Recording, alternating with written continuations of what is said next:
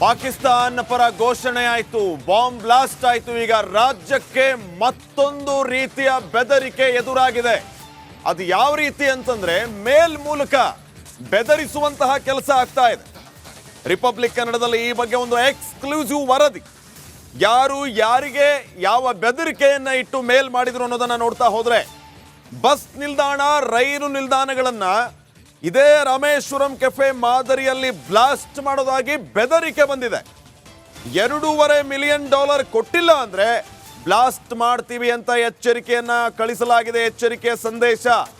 ಹಾಗಿದ್ರೆ ಯಾರಿಗೆ ಈ ಎಚ್ಚರಿಕೆ ಅಂದ್ರೆ ಮುಖ್ಯಮಂತ್ರಿಗಳಿಗೆ, ಗೃಹ ಮಂತ್ರಿಗಳಿಗೆ, ಉಪಮುಖ್ಯಮಂತ್ರಿಗಳಿಗೆ, ಪೊಲೀಸ್ ಕಮಿಷನರ್ಗೆ ಮೇಲ್ ಮೂಲಕ ಈ ರೀತಿಯ ಬೆದರಿಕೆ ಹಾಕಲಾಗಿರೋದು. $2.5 ಮಿಲಿಯನ್ ಕೊಡಬೇಕಂತೆ.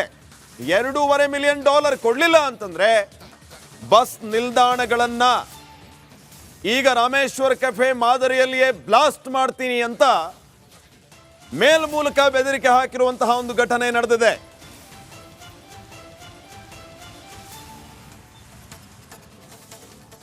ಸದ್ಯಕ್ಕೆ ಈ ಮೇಲ್ ಕಳಿಸಿರೋ ವಿಚಾರಕ್ಕೆ ಸಂಬಂಧಪಟ್ಟಂತೆ ಪೊಲೀಸ್ ಅಲರ್ಟ್ ಆಗಿದ್ದಾರೆ. ಮೇಲ್ನ ಮೂಲವನ್ನ ಹುಡುಕುವ ಕೆಲಸ ಆಗ್ತಾ ಇದೆ.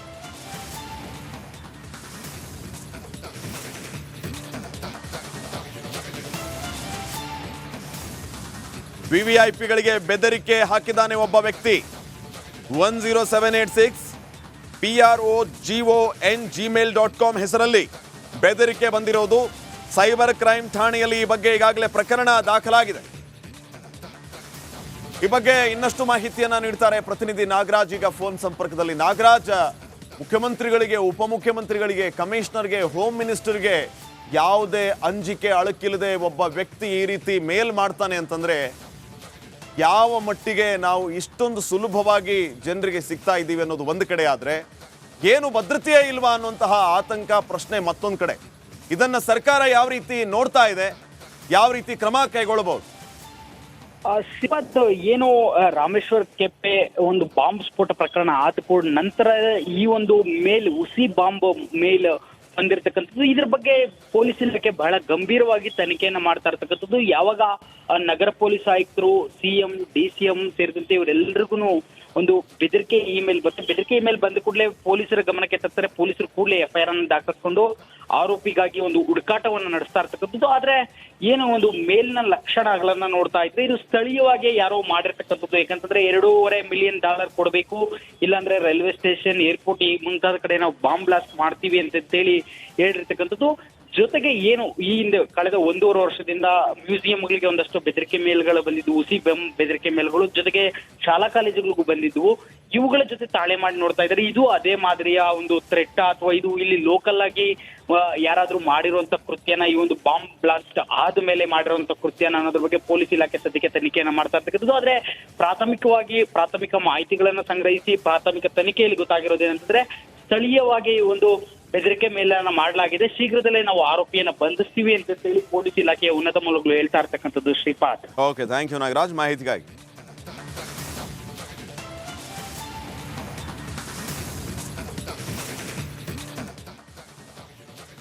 ಕನ್ನಡ ನಾಮಫಲಕಗಳನ್ನು ಅಳವಡಿಸಬೇಕು ಅಂತ ರಾಜ್ಯಾದ್ಯಂತ ಕರವೇ ಹೋರಾಟ ಮಾಡ್ತಾ ಇದೆ. ಬೇರೆ ಭಾಷೆಯ, ಅನ್ಯ ಭಾಷೆಯ ನಾಮಫಲಕಗಳನ್ನು ಹರಿದು ಹಾಕುವಂತ ಕೆಲಸ ನಡೀತಾ ಇದೆ.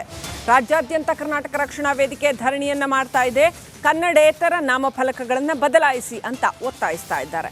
ಚಿತ್ರದುರ್ಗ, ಕಾರವಾರ, ಬೀದರ್, ಮೈಸೂರು, ಬೆಳಗಾವಿನಲ್ಲಿ ಈ ರೀತಿ ಅನ್ಯ ಭಾಷೆಯ ನಾಮಫಲಕಗಳನ್ನು ತೆರವುಗೊಳಿಸಲಾಗ್ತಾ ಇದೆ. ಇದೀಗ ಕನ್ನಡ ನಾಮಫಲಕ ಅಳವಡಿಸಿ ಅಂತ ಆಗ್ರಹಿಸಿ ಕರವೇ ಕಾರ್ಯಕರ್ತರು ಹೋರಾಟ ಮಾಡ್ತಾ ಇದ್ದಾರೆ.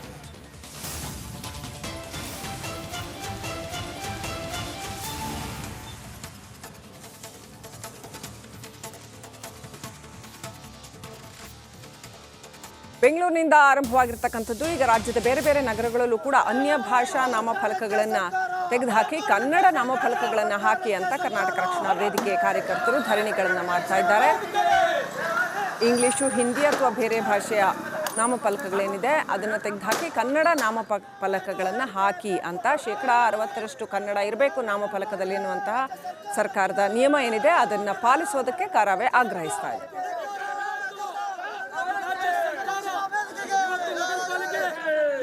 ವಿಫಲವಾಗಿದೆ.